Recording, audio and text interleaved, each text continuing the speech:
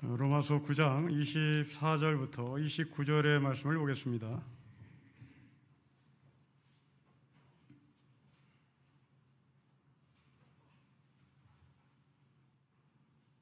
(9장 24절부터 29절의) 말씀을 우리 한 절씩 교독하겠습니다. 이 그릇은 우리니 곧 유대인 중에서뿐만 아니라 이방인 중에서도 부르신 자니라.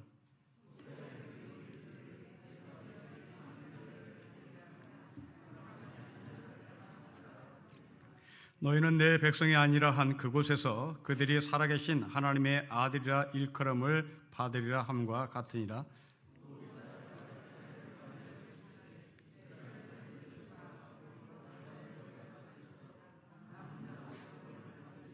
주께서 땅 위에서 그 말씀을 이루고 속히 시행하시리라 하셨느니라.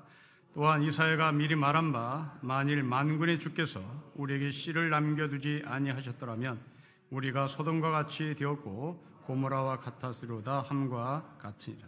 아멘. 성경의 1차 독자는 세상 사람이 아니라 교회의 성도입니다.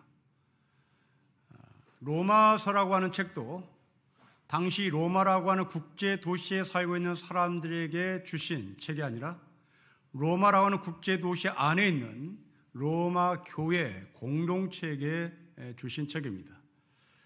사도 바울은 로마서를 전체 하나님에 대한 주제가 무엇이냐고 물을 때 창조의 하나님이 아니라 구원의 하나님을 소개하고 그 구원의 하나님을 논증합니다. 사도 바울이 말하는 구원의 하나님은 토기장의 하나님이시고 그 토기장의 하나님은 진노의 그릇을 만드시고 또한 긍휼의 그릇을 만든다고 말씀합니다. 여러분 22절 보십시오. 22절에 진노의 그릇이 나옵니다. 23절에 긍휼의 그릇이 나옵니다. 진노의 그릇, 긍휼의 그릇이 누굴까? 24절로 내려보겠습니다. 우리 24절을 같이 읽겠습니다. 이 그릇은 우리니 곧 유대인 중에서뿐만 아니라 이방인 중에서 부르신 자입니다. 그릇은 우리입니다. 우리는 로마교회 교인들을 말합니다. 로마교회 교인들은 유대인이 있고 동시에 이방인이 섞여 있습니다. 우리의 교회로 얘기하면 전라도 사람이 섞여 있고 경상도 사람이 섞여 있고 이북 사람이 섞여 있고 제주도 사람이 섞여 있다는 말입니다. 자, 이 가운데 누구는 하나님께서 진노의 그릇을 만드시고 누구는 긍휼의 그릇으로 만들었습니다. 우리는 천국에 가면 두 가지 충격적인 사건을 만난다고 하는데요. 첫 번째, 도대체 천국에 오지 말아야 할 사람이 왔다는 사실에 충격을 받고요. 두 번째 충격은 우리 교회 담임 목사, 우리 교회 장로가 천국에 없다는 사실에 충격을 받는다고 합니다. 긍휼의 그릇, 진노의 그릇은 그렇습니다. 로마 교회 안에 있는 유대인, 이방인 가운데 누가 진노의 그릇이며 누가 긍휼의 그릇인지, 누가 천국에 있을지 누가 천국에 없을지 바울은 지금 그 구원의 하나님에 대한 말씀을 하는 겁니다. 우리는 벌써 2021년 후반기를 맞이합니다. 여러분, 시간이 흘러간다는 것은 단순히 물리적 시간을 의미하는 것이 아니라 우리는 하나님의 심판대에 서야 된다는 현실에 대한 메시지를 시간이 흘러감을 통해서 얻어야 합니다. 여러분들의 시간은 단순히 2021년이 없어지는 시간이 아닙니다. 그만큼 우리는 그 시간이 흘러가면서 하나님의 심판대에 우리가 서야 한다는 현실입니다. 그때 누군가는 긍휼의 그릇, 누군가는 진노의 그릇으로 하나님의 심판대에 서야 한다는 말이죠. 여러분, 19세기 말까지만 하더라도 광부들은 노동 환경이 대단히 열악했답니다.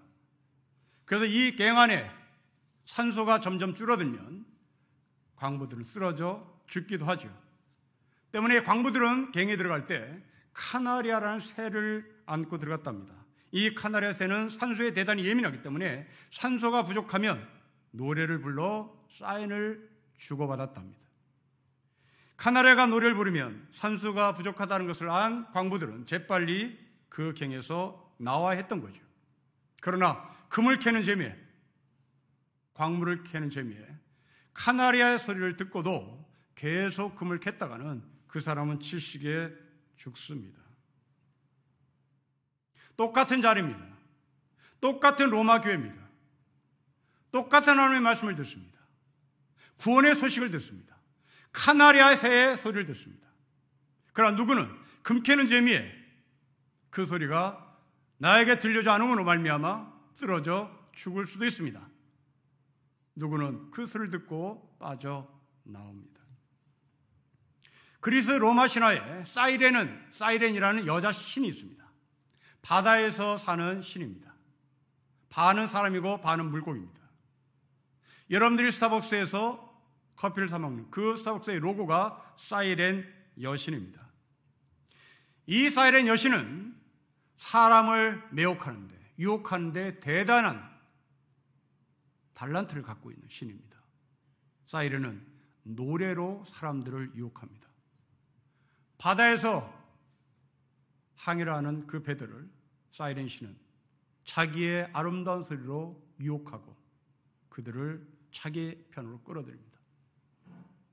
배를 져야 할 선원들은 그 사이렌의 노래에 중독이 되고 홀려서 노젓는 것을 포기한 채 그쪽으로 귀를 기울입니다.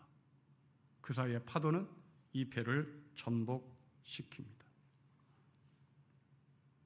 사이렌 소리를 듣고 그 자리를 빠져나가겠다는 선원이 있는가 하면 그 사이렌의 유혹에 이기지 못해서 그 노래에 빠져 결국 전복당하는 사람도 있습니다.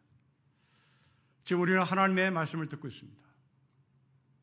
진노의 그릇, 긍휼의 그릇이 저 밖에 있는 것이 아니라 우리 가운데 있습니다. 우리 안에 토기장의 하나님께서 빚으시는 공동체 안에, 로마교회 안에, 신림교회 안에 진노의 그릇이 있고 긍휼의 그릇이 있습니다.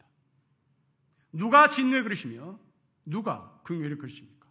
어떻게 진노의 그릇이 되었으며 어떻게 긍휼의 그릇이 되었습니까? 이제 이 질문에 바울의 답을 찾아야 하겠습니다. 여러분 본문의 전체를 관찰해 보십시다. 24절부터 29절까지 바울은 두 명의 예언자를 인용합니다. 25절에 호세아입니다. 27절에 이사야 선지자입니다. 왜 바울은 많은 선지자들, 많은 예언자들 중에서 호세아를 인용할까? 왜 이사야를 인용할까? 결론적으로 말합니다. 바울은 정말 천재였던 것 같습니다. 바울이 이 구원의 하나님 진노의 그릇, 긍휼의 그릇을 설명하기 위하여 호세아 선지자를 끌어들인 것은, 이사야 선지자를 끌어들인 것은 거의 저는 천재처럼 보입니다. 결론적으로 말합니다. 왜 호세아를 끌어들였나? 호세아는 북이스라엘을 향한 예언자였습니다. 그리고 이사야는 남유다를 향한 예언자였습니다. 지금 바울은 북이스라엘 향한 예언자 호세아의 말씀을 이방인으로 연결시킵니다. 남유다를 향한 예언자 이사야의 말씀을 이스라엘로 연결시킵니다. 유대인으로 연결시킵니다. 이것이 결론입니다. 저는 이 결론을 여러분에게 먼저 말씀을 드리고 정말 그러한지 이제 논증을 하도록 하겠습니다. 먼저 북이스라엘을 이방인으로 보려고 하는 호세아의 말씀을 보겠습니다. 여러분 25절과 26절입니다. 우리 같이 읽겠습니다. 시작. 호세아에 그래도 이르기를 내가 내 백성이 아닌 자를 내 백성이라 사랑하지 아니한 자를 사랑한 자라 부리라. 너희는 내 백성이 아니라 한 그곳에서 그들이 살아계신 하나님의 아들이라 일컬음을 받으리라 함과 같으니라. 바울은 호세아서 2장을 인용하고 있고 호세아서 1장을 인용하고 있습니다. 이 말씀을 정확히 볼 수 있는 열쇠의 단어는 26절의 그곳입니다. 여러분 이 그곳은 북이스라엘을 말합니다. 좀 더 좁게 얘기하면 호세아의 부인 고멜이 바알 신전에 가서 바알 제사장을 만난 그곳입니다. 여기서 이 바알 종교를 설명합니다. 바알 종교는 농사의 신입니다. 풍요의 신입니다. 농사를 지으려면 노동력이 확보돼야 됩니다. 남자가 많으면 많을수록 좋은 겁니다. 이 바알 제장들은 노동력을 확보하기 위하여 바알 신전에 여자들을 끌어들입니다. 마치 사이렌의 여신처럼 이 여자들을 끌어들여 바알 제장들은 그 바알 신전에 들어온 여자들과 함께 성관계를 갖습니다. 호세아의 부인 고멜, 이 여자는 바알 제사장의 성상납을 하는 여자였습니다. 그 성상납을 할 때 바알 제사장들은 고멜을 제대로 된 정신 차림으로 성관계를 하지 않습니다. 고멜에게 환각제를 먹입니다. 비몽사몽합니다. 그리고 임신을 시킵니다. 그 아이의 아버지가 누군지를 모르게 만드는 겁니다. 그 아버지 아이가 누군지를 모르게 만들었다는 것은 이것은 값싼 노동력이 된다는 얘기입니다. 어떠한 주장도 할 수 없는 값싼 노동자가 되는 겁니다. 아버지가 없으니 혼의 자식입니다. 아버지가 없으니 호적에도 올라가지 못하는 겁니다. 그러니 이 고멜의 몸을 통해서 태어난 아이는 이방인이 되는 겁니다. 고멜은 3명의 자녀를 낳습니다. 로암미, 로로아마, 이스라엘을 낳습니다. 그들의 이름은 내 백성이 아니라는 로암입니다. 하나님의 긍휼을 받지 못한다는 로루하마입니다. 이게 고멜이 만났던 그곳입니다. 여러분, 이 시대도 똑같습니다. 이 시대의 그곳, 여러분에게도 이곳이 있을지 모릅니다. 나의 이곳이 무엇입니까? 너 어느 대학 나왔어? 점수가 가지 않습니다. 너 어느 지역 출신이야? 점수를 주지 않습니다. 심지어 장가도 못 갑니다. 결혼도 못합니다. 너 전라도 남자지, 너 경상도 여자지, 우리 집에 시집 못와. 이것이 바로 그곳입니다. 너 어느 대학 나왔어? 그 대학 가지고 취직 못해. 이것이 그곳입니다. 등록이 안 되는 겁니다. 필리핀에 한국의 남자들이 혼혈을 만들어 놨습니다. 그리고 도망쳐 나왔습니다. 코피노들입니다. 그들의 그곳이 바로 고멜의 아이들과 동일합니다. 그들은 아버지를 찾고 싶지만 아버지가 보이질 않습니다. 아버지가 꽁꽁 숨었습니다. 그들은 분명히 아버지의 호적을 가져야 될 권리가 있음에도 불구하고 권리를 찾지 못합니다. 고멜의 몸을 통해서 태어난 아버지가 없는 이 아이들, 그 와중에 로암이라는 사람은 딸입니다. 이 딸은 분명히 다시 바알 선지자의 제사장의 놀이객감이 됐을 것입니다. 그들에게 성상납을 또 했을 것입니다. 또 이름 없는 자식을 만들어냈을 것입니다. 그리고 값싼 노동력을 제공했을 겁니다. 바울이 이 호세아의 글을 통하여 고멜의 아이들은 이방인이었다고 연결시킨 것은 정말 천재라고 보여집니다. 사랑하는 성도 여러분, 여러분이 있어서 그곳은 어디입니까? 아버지가 누군지 모릅니까? 여러분이 있어서 그곳은 어디입니까? 여러분의 대학 졸업장 자체를 인정해 주지 않는 바로 그곳입니까? 여러분의 지역이 어디입니까? 그곳입니까? 그런데 놀라운 반전이 일어납니다. 여러분 26절 말씀을 다시 읽겠습니다. 우리 같이 읽겠습니다. 시작. 너희는 내 백성이 아니라 한 그곳에서 그들이 살아계신 하나님의 아들이라 일컬음을 받습니다. 여러분, 그곳에서, 아버지가 없는 그곳에서, 호적에 올라갈 수 없는 그곳에서, 혼의 자식인 그곳에서 하나님은 로자를 뺍니다. 너의 이름을 이제 로암미에서 암미로 바꾼다. 너의 이름을 이제 로루하마에서 루하마로 바뀐다. 하나님은 절대로 구원받을 수 없는 혼의 자식, 호적에 절대로 올 수 없는 그 이방인, 값싼 노동력으로 인생을 살다가 끝날 바로 그 사람들을 하나님의 구원책에 등록시키며 로자를 하나씩 지우기 시작합니다. 혼의 자식을 하나님의 생명책에 올립니다. 유대인과 이방인의 벽을 허뭅니다. 하버드 대학교의 교수의 마이클 셀던이 공정의 착각이라는 책에서 이런 말을 남겼습니다. 당신은 자격이 있다. 당신은 할 수 있다. 당신은 못할 수 없다. 당신은 뭐든지 할 수 있다. 라고 하는 이 말이 미국에서 1970년대부터 2008년 사이에 미국 사회에서 가장 많이 즐겨 사용했던 표현이라고 합니다. 당신은 할 수 있다. 당신은 자격이 있다. 안 되는 게 없다. 안 되면 되게 하라. 저는 그 책을 읽으며 우리나라가 1970년대부터 이 말을 쓰기 시작했는데 1970년부터 새마을운동이 시작됐는데 그 새마을운동 우리는 할 수 있다. 안 되면 되게 하라. 우리는 할 수 있다. 그런데 놀랍게도 그 70년대부터 여의도 순복음교회는 모든 것이 가능하다. 능력 주신 한제에서 우리는 모든 것을 할 수 있다. 교회를 같이 했습니다. 아마도 그렇게 주장했던 사람은 미국에서 이 구호를 그대로 직수입했던 것이 아닌가 싶습니다. 마이클 샌델은 이 공경의 착각에서 너는 자격이 있다. 너는 할 수 있다. 이 말을 미국 사회가 급격하게 능력 위주의 사회로 변모하고 있음을 지적합니다. 소위 희망 고문을 하는 것이죠. 1970년부터 지금까지 우리는 희망 고문에 시달립니다. 할 수 있다. 노력해라. 노력해서 안 되는 것이 없다.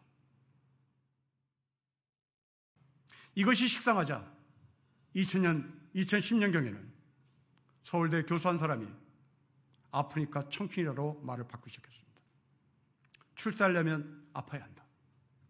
아픈 것은 청춘이 가져야 할 몫이다. 정말 그럴까요?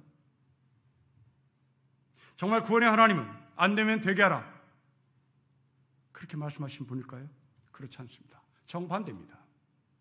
예수님은 어느 날 제자들 앞에 한 어린아이를 안고 말씀하셨습니다. 결단코 너희들이 이 어린아이와 같이 되지 않으면 천국에 갈 수 없다고 얘기합니다. 여러분, 이 어린아이의 상징이 무엇입니까? 순진입니까? 청순입니까? 착함입니까? 해맑음입니까? 아닙니다. 여러분, 유대인 사회에서 어린아이는 혼의 자식입니다. 유대인에서 어린아이는 사람 취급을 받지 않습니다. 유대인에게서 어린아이는 인국에서 들어오지 않는 사람이 아닌 존재입니다. 천국을 어떻게 합니까? 어린아이가 갑니다. 혼의 자식이 가는 겁니다. 인국에서 들지 못하는 사람이 가는 겁니다. 고멜의 몸에서 태어난 아버지가 누군지를 모르는 바로 그들에게 하나님 나라가 열려 있는 겁니다. 유대인들은 어른이었습니다. 이방인들은 어린아이였습니다. 능력 있는 사람들은 유대인이었고 능력이 없는 사람들은 이방인이었습니다. 몇 년 전에 한 철없는 젊은이가 부모를 잘 두는 것도 능력이라고 말했습니다. 여러분, 어떻게 부모를 잘 두는 게 능력입니까? 자기가 능력 있는 부모를 찾아서 잉태됐습니까? 이런 막말이 어디 있습니까? 내가 삼성전자의 이사의 집에 가서 태어나야지 라고 능력이 있었습니까?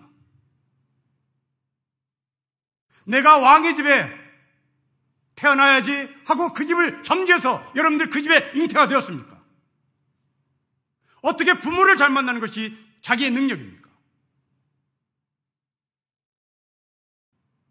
여러분, 하나님 나라는 그 능력인 사람들에게 우선권이 주어지지 않습니다. 노력하면 좋은 결실을 거둘 수 있다는 말은 이 사회의 불평등을 더욱더 고착화시키는 희망 고문일지도 모릅니다. 오늘 아침 뉴스입니다. 한 국회의원 아들이 한 건설사에 25살 취직을 했습니다. 한 달에 250만에서 300만 원을 받았습니다. 6년을 일했습니다. 그리고 그만뒀습니다. 6년 일하고 퇴직할 때 이 사람의 직책은 대리였습니다. 퇴직금을 50억을 받아갔습니다. 이게 나라입니까? 그러면 이들은 안 되면 되게 하라고 얘기하겠죠. 너가 게을리기 때문에 못한다고 얘기하겠죠. 그러며 이들은 그렇게 말하면서 이 땅의 빈부격차를 더 고착화시켜 25살 먹은 청년이 31살에 퇴사하면 5억도 아닌 50억을 받아가는 이 사회가 진정한 사회란 말입니까?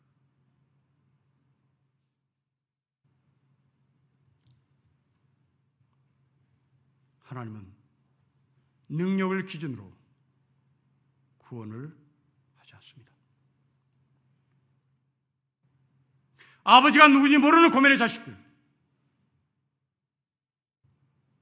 바로 그곳에서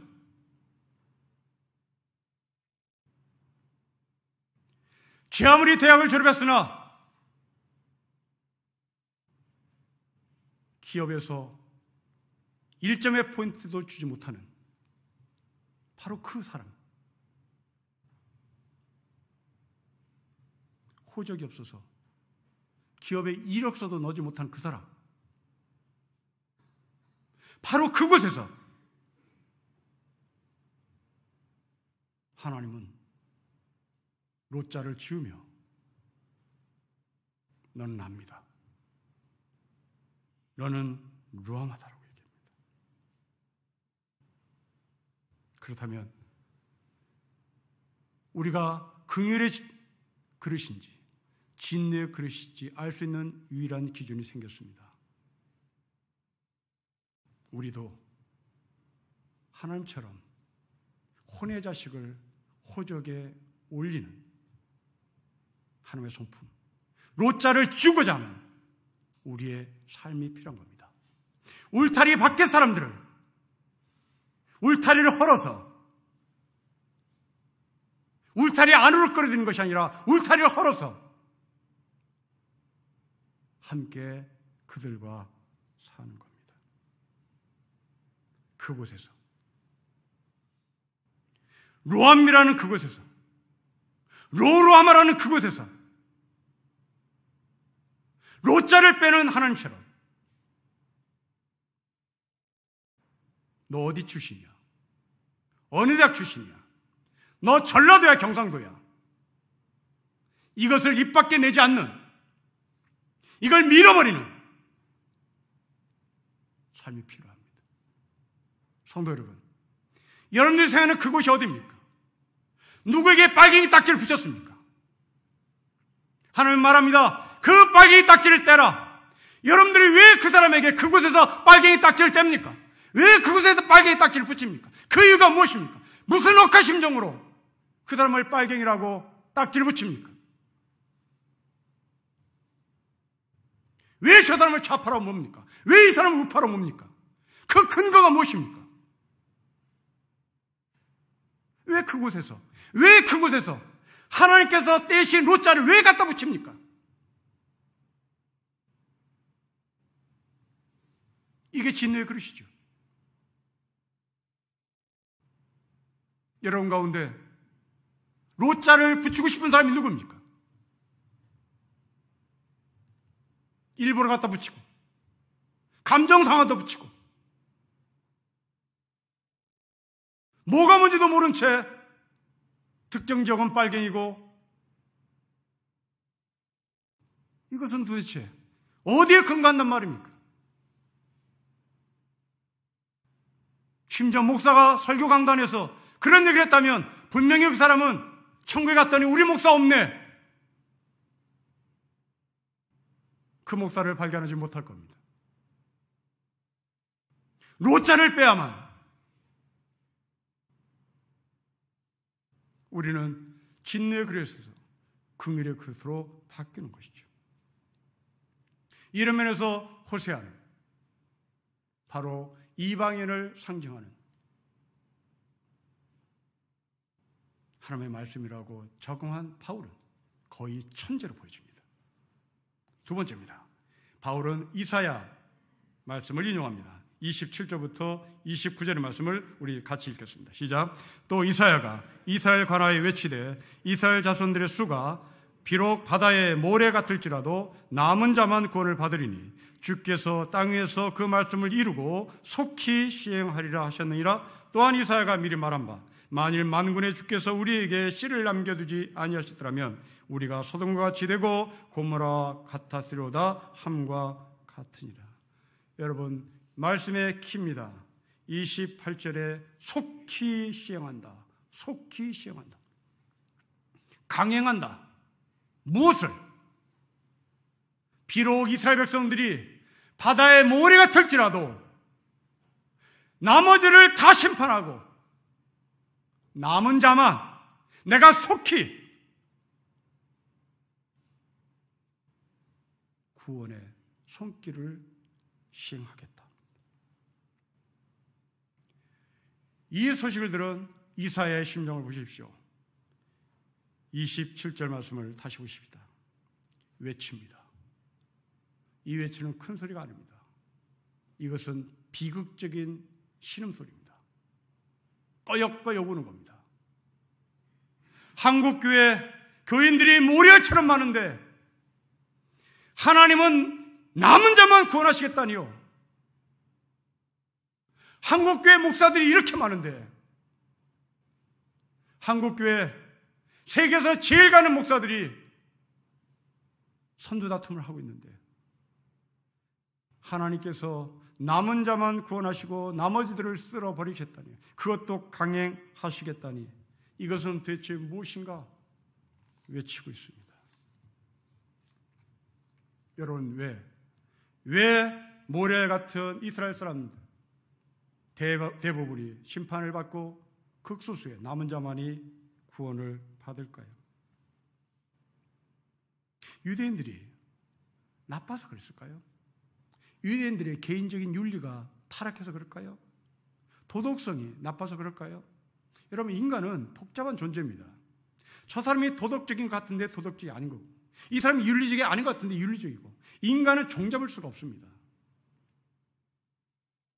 이방인도 마찬가지입니다. 인간은 어떤 한 특별한 색깔을 갖고 있지 않아요. 순간순간 바뀝니다. 그럼 왜 하나님은 이방인도 유대인도 다 똑같은 인간인데, 때로는 착하고 때로는 표리부동하고 하는 게 인간인데 왜 하나님은 유대인을 다 쓸어버리고 남은 자만 구원하시겠다고 말씀하셨을까요?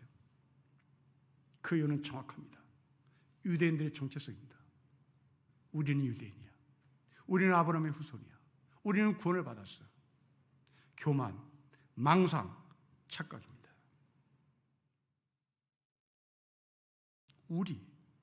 우리만이라는 말입니다. 예를 유대인 가운데 윤리가 높은 사람 많습니다. 율법을 지킨 사람 정말 많아요.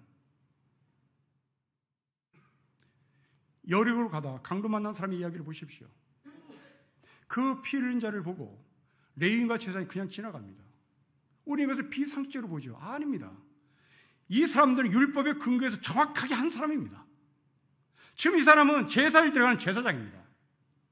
율법에 제사를 드리러 가는 중에 피 흘린 사람이 있으면 그 피를 만지면 안 돼요. 이 사람은 한 겁니다. 정확하게 한 거예요. 그러면 제사장의 윤리가 나빴을까요? 아닙니다. 여러분, 우리가 알다시피 이스라엘은 종교의 나라입니다. 종교의 나라는 것은 종교인들이 메인입니다. 주류들입니다. 제사장, 그 제사장이 될 때까지 얼마나 많은 수고와 얼마나 노력이 있었겠습니까?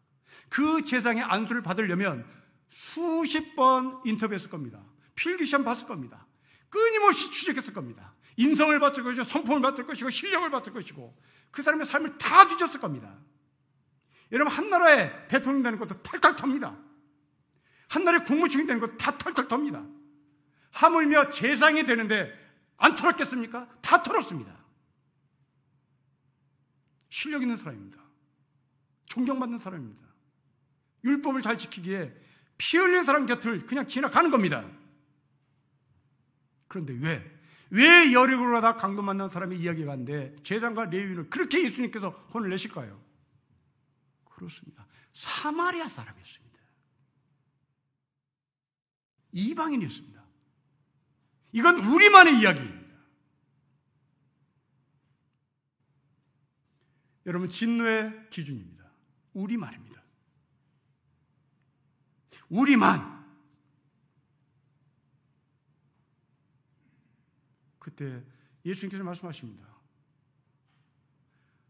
사마리아 사람이 그 사람을 챙깁니다. 이방인이 챙깁니다. 고멜의 몸에서 태어난 사람 같은 바로 그 사람들이 이 피 흘린 자를 챙깁니다. 여러분, 우리는 기독교인으로서 선한 삶을 살지 않는 게 아닙니다. 도덕과 윤리가 다 있습니다. 그러나 명심하십시오. 우리만 여러분의 삶의 울타리를 딱 정해놓고 이 가운데 들어올 수 있는 사람, 있고 없고를 여러분들이 구분하면 우리는 진노의 자식입니다. 어떻게 살아야 합니까? 여러분, 29절 말씀을 다시 보십시오. 우리에게 씨를 남겨주지 아니하셨더라면 우리가 남은 자가 되어야 한다는 말입니다. 호세아는 벽을 허무는 사람이었습니다.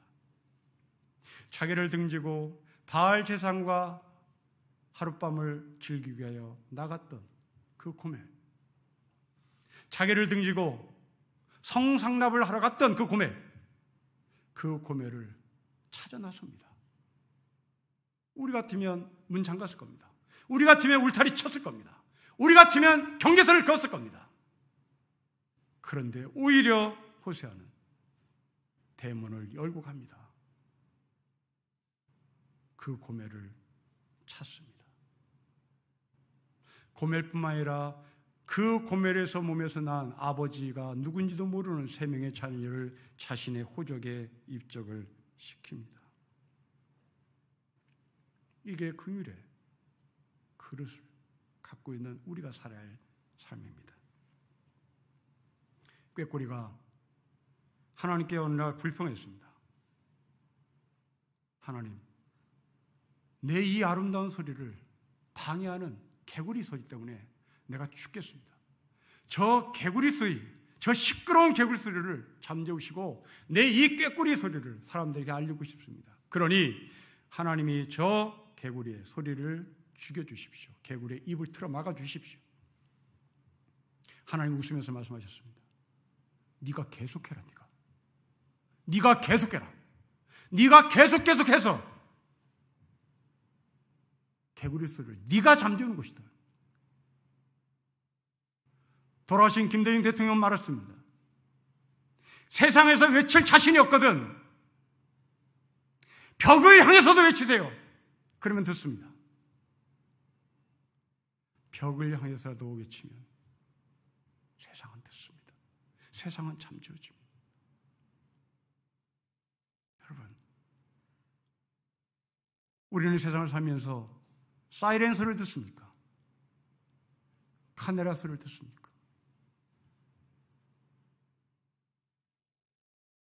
세상에 소리가 너무나 큽니다. 그때 우리는 본능적으로 담을 닦고 싶습니다. 귀를 닫습니다. 정치인들 다 그런 거지 뭐. 담을 쌓지요. 세상과 우리는 타협하지 않아. 그냥 담 쌓고 우리끼리 살래. 이것이 우리입니다. 그런데 기억하십시오. 그것은 진노의 그릇이다. 긍휼의 그릇은 담을 헐고 나가는 것입니다. 울타리를 허는 것입니다. 언제까지요? 호세아가 고멜을 끝까지 사랑했던 거죠. 시효가 없습니다. 끝이 없습니다. 그렇게 해서 이 세상이 변화될까 저는 잘 모르겠습니다. 그러나 우리는 긍휼의 그릇이기에 해야 하는 겁니다. 외치십시오. 울타리를 만들지 마십시오. 25세 입사해서 31살에 50억을 받아간 사람아, 너는 도대체 뭐냐? 외쳐야 합니다. 그들은 자기네 벽을, 자기네 울타리를 세워놓고 낄낄대며 그 50억의 가치를 놓고 희낙낙거렸을 겁니다. 세상은 이렇게 6년 만에 50억을 걸머주는 눈먼 돈이 많다고, 이 눈먼 돈을 우리는 우리끼리 살면 되는 거야. 견고하게, 더 견고하게 울타리가 높아질 때 우리는 고멜이 호세아의 눈길에서 벗어나지 못한 것처럼 외쳐야 하는 겁니다. 벽을 향해서도 외치십시오. 그리고 옳고 그름을 분별할 수 있는 눈을 가지십시오. 여러분의 울타리를 허무십시다. 내 속에 지역 감정을 허무십시다. 누구에게 빨갱이 딱지를 붙이는 그 빨갱이 딱지를 뗍시다. 이념일 수 있습니다. 인종일 수 있습니다. 지역일 수 있습니다. 철학일 수 있습니다. 사상일 수 있습니다. 계급일 수 있습니다. 모두 다 인간은 그렇게 울타리를 만들어낼 때 하나님은 그의 그릇으로 만든 우리를 통하여 그 벽들을 허물라고 말씀하시니 우리는 하나님의 말씀에 순종하는 하늘의 백성으로서 이 벽들을 허물어 나가는 진정한 긍휼의 그릇이 되시기를 주 이름으로 축복합니다. 기도하겠습니다. 아버지 하나님, 담을 헐고 고멜을 찾아 나선 호세아처럼 견고하게 담을 닦고 사는 기득권층에 이 벽을 허물어야 된다고, 이 벽을 허물어야 된다고 외치는 호세아의 외침, 이사야의 외침이 긍휼의 그릇으로 세워진 우리에게 있게 하옵소서. 주 예수 그리스도의 이름으로 기도합니다. 아멘.